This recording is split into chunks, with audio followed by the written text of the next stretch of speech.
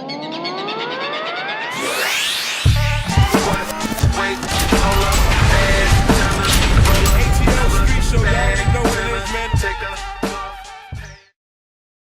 up, YouTube? This your boy Download back with another industry talk. First, let's talk about Wale, man, in which all of these news outlets, man, are pretty much taking this story and saying this, that he's threatening Complex because he's not included in the top 50. Now, here's what pretty much was said.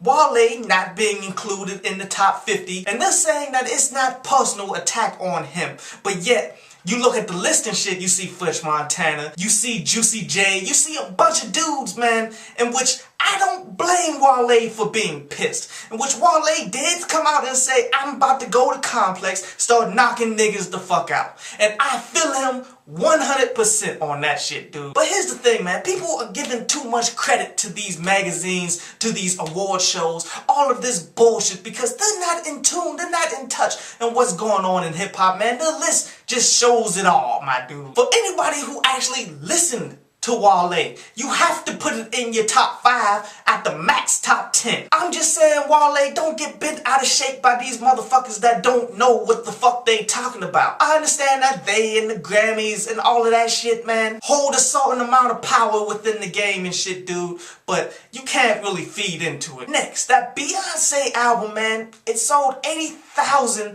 in the first 3 hours, in which this shit is really fucking interesting, dude, because you listen to the album, which I still may do a damn review to it, you can see this wasn't getting no approval from the fucking record labels, dude. She went on her own accord and dropped this shit directly on iTunes. And which raises certain questions. How much money is the record labels going to get off of that, since Beyonce did it all her fucking self? Really, they don't deserve a goddamn thing. But I guarantee you that her label is going to take it like they did something. I'm sure after the success that it has been seeing, man, that it's going to have a hard copy eventually. I'm very happy Beyonce took the initiative to do what she wanted to do with her fucking music. In which these days you don't need these distributors. You don't need Best Buy. You don't need fucking Walmart to push your shit anymore, man. We got iTunes. Sadly, too many top artists making a lot of money are afraid to do this shit because they don't want to ruffle any fucking feathers, while Beyonce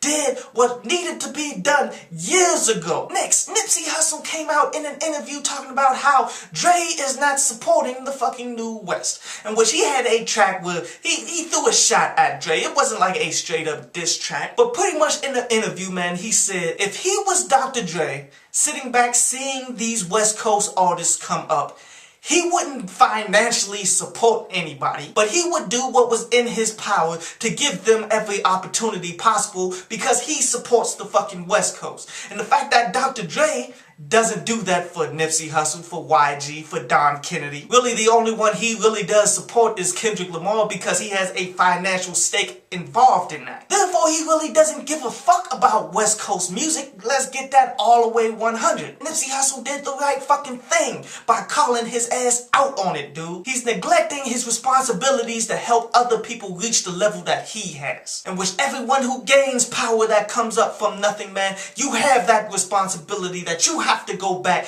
and help those people who are at least making an attempt to do some shit, dude. And lastly, Master P paid for a funeral of a slain mother of 3, man. Her name was Andrea Arnold, and may she rest in peace, dude. And this is just another great thing that we, the hip-hop community, does for the fucking community as a whole. That we don't get much press for, that we don't get much recognition for, but fuck the press, fuck the recognition. We doing what's right by our fucking people.